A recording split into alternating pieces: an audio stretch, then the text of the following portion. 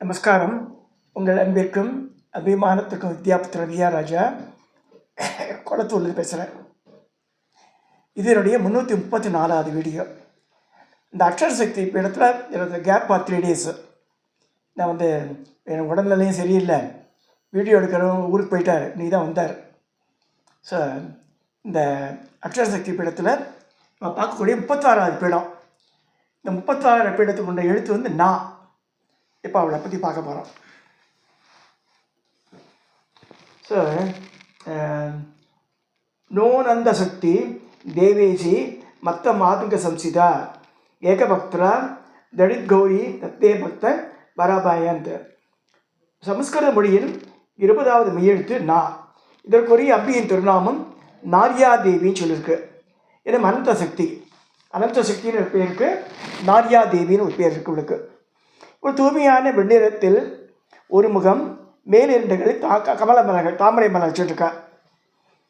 முன் அல்லது வரம் அபயம் வச்சுட்ருக்கா அவள். ஸோ இதனுடைய ரூபங்கள் இப்படிதான் சொல்லிருக்கு. வர அபயம் முன் கருத்துலேயும் மேலே 2 கருத்துலேயும் தாமரை மலர். மத யானை போன்ற ஒளியுடன் மின்னல் போன்ற ஒளியுடன் மத யானை மீது காட்சியளிக்கிறாள். யானை தான் வாகனம் அவளுக்கு.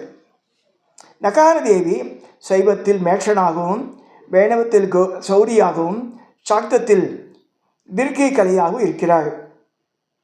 நகாரோ மேஷசக்ஞ ஷாத்தீர்த்தி சௌரட்சி கீர்த்தின. நகாரம் தோன்றியது ஹஸ்தினாபுரம் சக்தி பீடத்தில் என்றும், ஹஸ்தினாபுரம் தான் டெல்லின்னு சொல்லப்படுறது. பட் டெல்லிக்கு தள்ளி இங்கே தான் தாட்சாயினியும் கணுக்கால் விழுந்ததுன்னு சொல்கிறாங்க. நூபுரார்ணவம் ஒரு அணிகலம். அது இங்கே உபபீடத்தில் நூபர் சிலம்பு அது விழுந்து சொல்லப்படுறது. ஹஸ்தினாபுரத்திலும் நூபுராரண பீடத்திலும் பாஸ்கர மந்திரங்கள், சூரிய மந்திரங்கள் சித்தி அளிக்கின்றிருக்கு.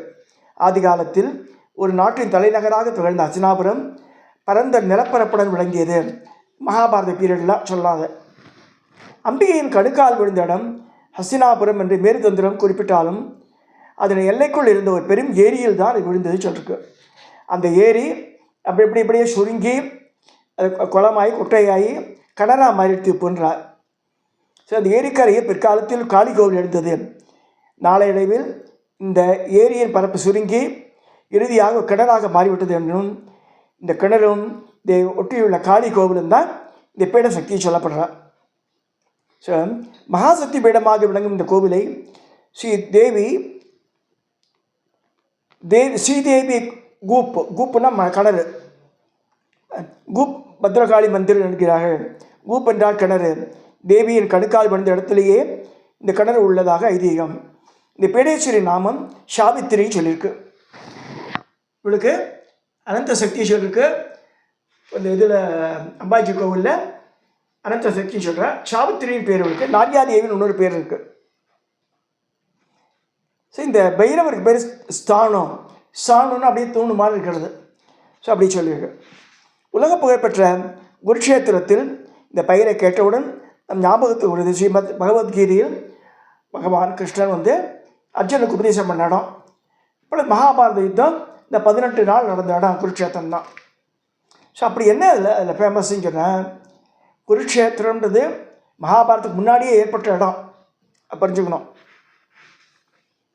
ஸோ குருக்ஷேத்திரத்தை பொறிச்சை விரும்பி திரண்ட நம்மவர்களும் பாண்டவரும் என்ன செய்கின்றது திருதராஷ்டிரன் கேட்குறான் சஞ்சயன்கிட்ட.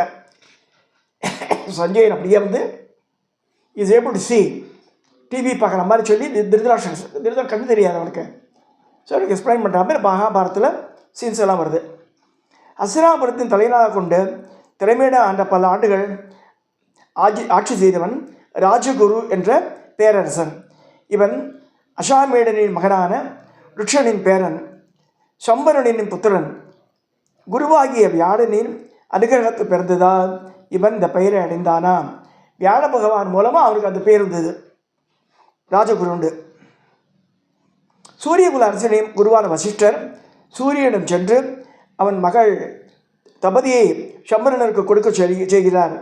அப்படி பிறந்த குமாரன் தான் அந்த குரு என்ற பெயர் கொண்டான் என்றும் கூறுவர். இவன் ஆண்ட நாடு குரு நாடு. ஸோ இவன் வம்சம் குரு வம்சம். சந்து, பரீட்சித், சுதர்னிசு, நிஷதன் ஆகியோர் இவன் குமாரர்கள். முனிவன் ஒரு சாபத்தால் அரசன் குரு ஒவ்வொரு நாள் இளவீரும் பிணமாகிடுவார். ஒரு முனிவர் சபிச்சுடுறார் இந்த குருவை. ஆனால் ராத்திரி நேரத்தை பிணமாக மாறிடுவான். அவன் காத்தால் எழுந்தால் திருப்பி எழுந்துப்பான். ஸோ இந்த மாதிரி யாருது. ஒரு நாள் அரசன் தன் பரிவாரங்களுடன் நகரை அடுத்த காட்டில் வேட்டையாட சென்றான். வேட்டையின் போது தவறி தரையில் விழுந்த அம்புகள்லாம் பொறுக்கி எடுக்கிறான். அப்போ கையிலெல்லாம் மண் ஒட்டிக்கிறது அவன் கையில். ஸோ அவன் கிளீன் பண்ணிக்கல. அப்படியா அரண்மனைக்கு வந்துடுறான், படுத்துன்றான். அப்போ ராணி பார்க்குறான் அவன் கையை. பார்த்தா ராத்திரி உடம்பெல்லாம் புடமாட்டிருக்கு. இந்த கை மண் எங்கெல்லாம் ஒட்டின்னு இருக்கோ அதெல்லாம் ஆக்டிவாக இருக்குது. அந்த இரவும் வழக்கம் போல் அரசன் உயிரற்றவன் ஆனான். மண் படிந்த விரல்கள் மற்றும் உணர்வோடு இருந்ததை கவனித்த ராணி ஆச்சரியப்பட்டாள். மறுநாள் கால ராஜா சொல்கிறார் இந்த குருக்கிட்ட. அவன் ஆச்சரியப்பட்டு இந்த வித்வான்கள் கேட்குறான். பார்த்து அந்த வனம் மிக்க பவித்திரமானதால் அந்த இடத்தில் மண் படிந்த விரல்கள் உணர்ச்சி தங்கிவிட்டதுன்னு சொல்லி பண்டிதர்கள் விவரித்தனர். அந்த இடத்துல போய் பார்க்குறான். அந்த இடத்துல பார்த்து அந்த மண்ணில் பயிரிட்டால் என்னெல்லாம் மழையும் அதில் யோசனை பண்ணுறான். சில நாட்கள் கழித்து அரசன் தங்க ரதத்தில் ஏறி அந்த வனத்தை அடைந்தான். சிவனிடமிருந்து காளையையும் யமனிடமிருந்து எருதியையும் பெற எருமாட்டையும் வாங்கிக்கிறான். அந்த ஏரில் பூட்டி உடன ஆரம்பிக்கிறான். ஸோ தன் தவசக்தியால் பெற்று ஏற்காலில் பூட்டி தங்க கலப்பையால் உடத் தொடங்கினான். இதை கண்டு ஆச்சரியப்பட்ட இந்திரன் அந்த எதுக்கு மாதிரி பண்ணுற குருராஜா மங்களம் உண்டாக பேர் அரசனாக விளங்க நீங்கள் கலப்பையை படுத்தி உங்களுக்கு என்ன காரணம் கேட்கும்போது சொல்கிறான். அதெல்லாம் அப்போ இந்த செயல் விசித்திரமாக இருக்குன்னு இந்திரன் சொல்கிறான். தேவராஜனே உனக்கு நமஸ்காரம். இந்த காரணம் உண்டு. பிரம்மச்சரியம், தானம், தயை, சத்தியம், யோகம், தவம், பரிசுத்தம், பொறுமை எனும் நற்குணங்கள் தன் தவ வலிமையால் தான் அந்த பயிர் செய்ய முடியும். எனவே நானே நிலத்தை விடுவேன்னு சொல்கிறான். அப்படியாவது விதைகள் எங்கேருந்து கிடச்சின்னு கேட்குறான். அவை என்னிடம் ஏற்கனவே நிறைந்துள்ளேன்னு சொல்லி சிரிக்கிறான் ராஜா. உடனே இந்திரன் ஒரு பரிகாசத்துடன் திரும்பி சென்றான். நிலத்தை உழுது முடித்த பயிர் செய்ய தயாரானதும் இந்திரன் கேட்ட விதைகள் அரசனிடம் விஷ்ணு கேட்குறாரு. விதை ஏதுன்னு கேட்குறாரு. அப்போ தான் கைவரெல்லாம் நீட்டுறான். அப்போ சுதர்சன சக்கரத்தால் துண்டாக போட்டுறாரு அந்த விரல்களை.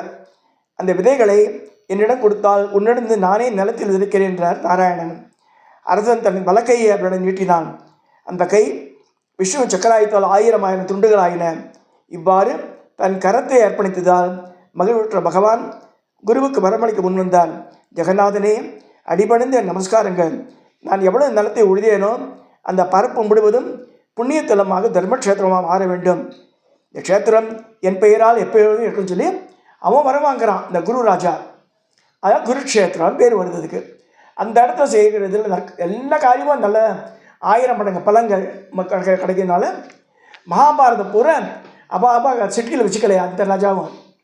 இவாக்கு ஹஸ்தினாபுரத்துக்கு கப்பம் கட்டுறவா நிறைய பேர் இருந்தால் எல்லாரும் they are avoiding war in that place. So குருக்ஷேத்திரத்தை வச்சுக்கிறார். Why this was means elected இருக்காங்க. These are the reasons. தாந்துகை, ரந்துகை, மசக்ருத தீர்த்தம் ஆகியவற்றுக்கு இடையே உள்ள இந்த தலம் சரஸ்வதி ஆற்றங்கரையில் அமைந்துள்ளது.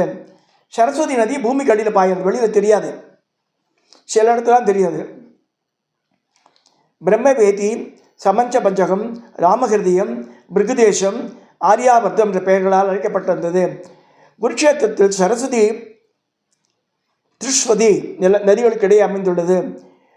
குரு அவனது திறமையால் தன் நகரை தெய்வீக ஞானம், விஞ்ஞானம், நாகரீகம் என்றவருக்கு மீது பிரதான கேந்திரமாக ஆக்கினான். வேத மந்திரங்கள் முதலில் குருக்ஷேத்திரத்தில் தான் அரங்கேறின. உலகம் போற்ற ரிக்வேதம், உபனிஷத்து, மகாபாரதம், ஸ்ரீமத் பகவத்கீதை இதெல்லாம் அங்கே தான் அரங்கேறிந்து. ஸோ அவ்வளோ முக்கியமாக நடந்தது. இந்த குருக்ஷேத்திரம் டெல்லியிலிருந்து 180 கிலோமீட்டர் தொலைவில் நேர் வடக்கே உள்ளது. ஹரியானா மாநிலத்தில் இந்த தலத்திற்கு டெல்லியிலிருந்து ரயில் வசதி உண்டு. நான் 1984 போயிருக்கேன் ஹரியானாக்கு. டெல்லியில் போய் இருந்துட்டு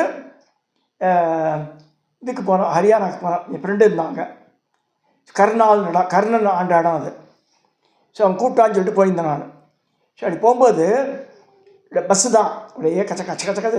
இந்த டெல்லி பஸ்ஸெலாம் பார்த்தா மனுஷன் பயத்து ஓடி போடுவா. லைக் பஸ்ஸே வேணான்னு. மோசமான பஸ் இந்தியாவில் எங்கெங்கே இருக்குன்னா டெல்லியில் இருக்குது, ஆந்திராவில் இருக்குது, கேரளாவில் இருக்குது. தமிழ்நாடு திரும்ப திரும்ப சொல்லுவேன், பெரிய புண்ணிய பூமி சொல்லுவேன். இங்கே இருக்க பஸ்ஸெல்லாம் ஒன்று தொட்டு கும்பிடணும் நான் சொல்லுவேன். அவ்வளோ அழகாக இருக்குங்க, ரோடு நல்லா இருக்குது. ஸோ ஏதோ சில சில குறைபாடுகள் இருக்கலாம் கவர்மெண்ட் சைடில், தவிர நல்லா இருக்கிறத நம்ம அப்ரிஷியேட் பண்ணணும். தமிழ்நாடு பேருந்து, ரயில் நிலையங்கள் எல்லாமே சுத்தமாக தான் இருக்குது இங்கே எல்லாம்.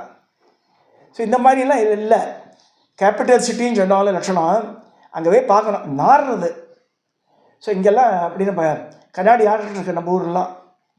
ஸோ அந்த குருக்ஷேத்திரத்தில் இந்த பஸ்ஸில் உட்காந்து பார்க்குறேன், நிறைய பெரிய பெரிய பிம்பங்கள், அர்ஜுனன் பீமன் அதெல்லாம் பெருசாக அந்த காலம் நான் சொல்கிறது 1984 பொம்மைகள் பண்ணி தெரியுது. இதான் குருக்ஷேத்திரம்னா. அப்போ அதுக்கு இம்பார்ட்டன்ஸ் தெரியல அவ்வளோவா. ஸோ பஸ்ஸில் தான் பார்த்துட்டு வந்துட்டேன். அதுக்கப்புறம் 2-3 தடவை டெல்லிக்கு போயிருக்கேன். நான் போகல அதுக்கு, இப்போ போகணும் ஆசையாக இருக்குது. ஸோ அங்கே போகிறவன் but you can not imagine அந்த காலத்தில் நடந்த இன்சிடென்ட்லாம் இப்போ பார்க்க முடியாது. அவள் சிமெண்ட்டில் சுதபிம்பம் ஆட்டம் பண்ணி வச்சுருக்கா, எக்ஸிபிஷன் ஆட்டம். அதான் பார்க்கலாம். அது கூட நம்ம ஊர் ஆட்டம் பண்ணல, அதுவும் நமக்கு எவ்வளோவா திருப்தி வராது. கோவில்னால் தமிழ்நாட்டுக்கு மிஞ்சது எதுவுமே கிடையாது. அது பல அறநிலையத்துறை பற்றிலாம் சொல்கிறா வேண்டாம், சத்தியமாக சொல்கிறேன். கோவில் இந்த அறநிலையத்துறையை ரொம்ப அழகாக பார்க்குறா கோவில்லாம். சில அதாவது பெரிய ராஜாங்கன்னு சொல்லும்போது சில குறைபாடுகள் இருக்க தான் இருக்கும். 100% எல்லாம் பக்காவாக இருக்க முடியாது. ஆற்றுலேயே பண்ண முடியலையே. இப்போ திடீர்னு பொண்ணு வந்தால் அந்த பாத்ரூம் இப்போ அழுக்காக இருக்கான்றா. நேற்று தான் 8 ரூபா க்ளீன் பண்ணிக்கிறேன் 2 பாத்ரூமை. சரி, நம்ம ஆற்றுலேயே ஒரு சின்ன ஒரு கிரவுண்டு இதே பார்க்க முடியல. ஸோ ஆயிரக்கணக்கான கிலோமீட்டர் இதுன்னு பார்க்கும்போது ஒரு அரசாங்கத்துலேயும் சில குறைபாடுகள் வரதான் வரும். அது ரொம்ப பொருட்படுத்தக்கூடாது நம்ம. நான் திரும்பவும் சொல்கிறேன், மிச்ச மாநிலங்களை கம்பேர் பண்ணும்போது தமிழ்நாடு வசதி தான். ஸோ இவாளுக்கெல்லாம் இந்த ஆட்சியாளர்களாக நன்றி தான் நம்ம சொல்லணும். நம்ம குறைபாடுகள் சொல்லவே கூடாது அதை பற்றி போய். ஸோ இப்போ இதுக்கு சொல்கிறேன், துவாபகர யுகத்தில் 5000 ஆண்டுகளுக்கு முன்பு குருக்ஷேத்திரத்தில் கௌரவர்களும் பாண்டவர்களும் 18 நாட்கள் கடுமையாக யுத்தம் நடந்தது. இதில் ஈடுபட்ட இரு தரப்பினர் ஹஸ்தினாபுரத்தை விட்டு வெகு தொலைவில் இருந்த நகரத்தை ஏன் எடுத்துட்டானா, போரில் பங்கேற்கும் சேனைகளை பல பகுதிகளாக பிரித்தனர். அந்த பகுதிகளுக்கு அக்ரோனியின் பெயர். 21,870 தேர்கள், 21,870 யானைகள், 63,610 குதிரைகள், 1,630 1,06,350 காலாட்படை வீரர்கள், இதெல்லாம் சேர்ந்து 2 லட்சத்துக்கும் அதிகமான வீரர்கள் கொண்ட கூட்டத்துக்கு அக்ரோனின் பேர். இவங்கிட்ட 16 இருந்தது, இவங்கிட்ட 14. பாண்டவாட்ட 14 அக்ரோனியாக இருந்தது. துரியோதனார்கிட்ட 16 அக்ரோனி இருந்தது. அவ்வளோ பேர் சண்டை போட்டிருக்காங்க. ஸோ அந்த இடத்துலேயே சண்டை போட்டால் அப்படி இல்லை, பரவி இருக்கும். அந்த மெயின் சென்டர் பாயிண்ட் அது குருக்ஷேத்திரம். அதில் பல கிலோமீட்டர்ஸ் போகிறது மகாபாரத யுத்தம். இத்தகைய பெரும்படைகள் போரை துவக்க ஹஸ்தினாபுரத்தில் இடமில்லை. அது மட்டுமின்றி பெரும்பான்மை அரசர்களும் பேரரசர்களும் தங்கள் நாட்டில் போரை நிகழ்வதை விரும்பவில்லை. அதனால் குருக்ஷேத்திரத்தை எடுத்துட்டார். குருக்ஷேத்திரத்தில் பாண்டவர்கள் மற்றும் கௌரவர்களின் நிலப்பகுதிகள் அவளுக்கு சொந்தமாக நிறையா இருந்தது. ஸோ அது காமன் பிளேஸ்னு சொல்லிட்டாங்க. ஸோ பாரத போரின் முக்கியமான கட்டம் முதல் நாள் நிகழ்ச்சி. பகவான் ஸ்ரீ கிருஷ்ணன் அர்ஜுனனுக்கு தேரோட்டியாக இருந்தார். யுத்தகலத்தில் எதிர் சேனைகளை ஒரு முறை பார்வையிட அர்ஜுனனுக்கு அங்கிருந்த தன் ரிலேஷன்ஸ்க்கெல்லாம் அப்படி சண்டை போடுவான்னு சொல்லிட்டு பயந்துடுறான். அப்புறமா கீதாபதேசம் நடக்கிறது. அன்று கண்ணனது வாக்கில் தோன்றிய உபதேச மொழிகள் உலகத்தில் எந்த தொழிலில் ஈடுபட்டு எந்த நிலையில் இருப்பவர்களும் எந்த காலத்திலையும் அப்படிக்கப்பட்டு சொல்கிறது பகவத்கீதா. அதனால தான் பெரிய பெரிய மேனேஜ்மெண்ட் ஸ்டடீஸ் எல்லாம் கூட கீதா புக்கு வச்சுருப்பாங்க. மேற்கோள் காமிக்கிறதுக்கு சரி, அப்ளை பண்ணுறதுக்கும் சரி, எந்த காலத்துக்கும் அப்ளை பண்ணலாம். அதை குருக்ஷேத்திரத்தில் இப்படிப்பட்ட பகவத்கீதையை பிறந்த இடமே மிகவும் பவித்திரமான கருதப்படுகிறது. இந்த இடத்தை யோதீஸ்வர தீர்த்தம் என்கிறார்கள். குருக்ஷேத்திரத்தில் ரயில் நிலையத்திலிருந்து 8 கிலோமீட்டர் தூரத்தில் சரஸ்வதி நதிக்கரையில் யோதீஸ்வர் கிராமம் உள்ளது. இங்கே பழங்கால குளமும் ஆலமரமும் இருக்கின்றன. இந்த ஆலமரம் அக்ஷயவட விருட்சம் என்ற பெயரை பிரசித்தமானது. கீதோபதேசத்துக்கு சாட்சியாக இந்த மரம் விளங்குகிறதா, அந்த காலத்துலேருந்து இருக்குது இந்த மரம். இங்கே தான் வந்து ஸ்ரீ கோவிலின் பிதாமகன் பீஷ்மர் அம்பு படுக்கை கலைக்கும் கோலத்தையும் அவர் அருகில் சோகமே உருவாக பஞ்சபாண்டவர்கள் கரங்கூப்பியின் பெயரும் பார்க்கலாம். சிலைகள்லாம் வச்சுருக்காங்க, இதெல்லாம் பார்க்கலாம். இதை தவிர 48 மைல் நீளம் கொண்ட குருட்சேத்திர பூமியில் சுமார் 360 தர்மத்தலங்கள் உள்ளன. 360 இப்பயும் இருக்குது. இங்கே மனதிற்கு பரவசமூட்டும் பிரம்மகுண்டத்தையும் அதன் நடுவே கம்பீரமாக சர்வேஸ்வர மகாதேவன் கோவிலையும் காண்கிறோம். அழகான படித்துறைகள்லாம் இருக்குது. இங்கே 18 அடி ஆழத்துக்கு தண்ணீர் எப்பொழுதும் இருந்து கொண்டே இருக்கும். வசதியான படிக்கட்டுகளும் பயமேந்தி நீராடலாம்னு சொல்கிறார். சங்கீத் குளம் என்ற உன்னூர் புண்ணிய தீர்த்தம். இந்த குளத்தின் 4 புறமும் சலவைக்கல் பதிக்கப்பட்டுள்ளது. குருட்சேத்திரம் போகும் யாத்திரைகள் முதலில் இங்கு வந்து நீராடி கரைகளை திவசம் தர்ப்பணம் செய்கின்றனர். ஒவ்வொரு அமாவாசையிலும் பிரம்மாதி தேவர்கள் ரிஷிகணங்கள் இங்கே வர சொல்லியிருக்க. அழகான தெய்வீக வடிவம் கொண்ட ஸ்ரீ ஜெயராம் வித்யாபீடம் பிரம்மசரோவரின் எதிர்ப்புறத்தில் உள்ளது. 1973ஆம் ஆண்டு நிர்மாணிக்கப்பட்ட அழகிய பீடத்தில் சதுர்வேதங்களும் பிரதிஷ்டை செய்யப்பட்டுள்ளது. இங்கே தான் வந்து மனுஸ்மிருதி மனு சுயம்பாவுன மனு சதுரூபா இருக்கா இல்லையா, அவர் எழுத மனுஸ்மிருதி இங்கே தான் வந்து முதல் உதயமான சொல்லிருக்கு. பல நூல்கள் இங்கே இது பண்ணியிருக்கா. இதெல்லாம் குருட்சேத்திரத்தை ரொம்ப உயர்வாக சொல்லப்படுறது. லட்சுமி நாராயணன் கோவில், கோரக்ஷநாத் கோவில், சாணீஸ்வரர் கோவில், காளேஸ்வரர் கோவில், கீதா பவன், பிர்லா மந்திர், கிருஷ்ணா அருங்காட்சியகம் நிறைய இருக்குதுங்க. இங்குள்ள மகாசக்தி பீடத்தை தெரிஞ்சுப்போம்.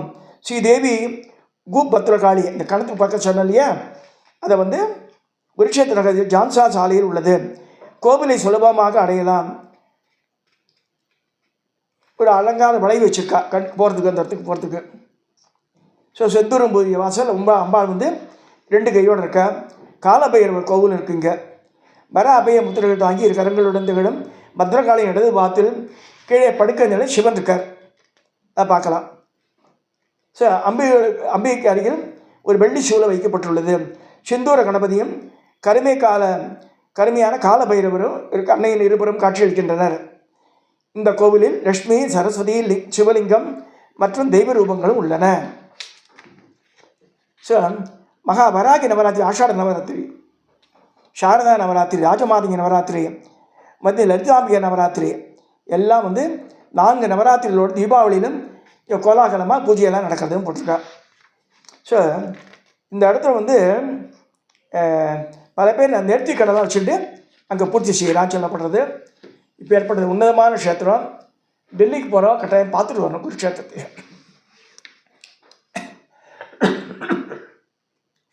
இந்த அனந்த சக்தி தேவி அம்பாஜி கோவிலில் 36ஆவது சன்னதியாக இருக்கா. இருக்கலை தாமரை, வரபயமுத்திரை, மதையான மேலே உட்காந்துருக்கா சொல்லப்படுறது. இதோட இந்த பதிவு நிறைவு செய்கிறேன். சப்ஸ்கிரைப் பண்ணுங்க, ஷேர் பண்ணுங்க, லைக் பண்ணுங்க.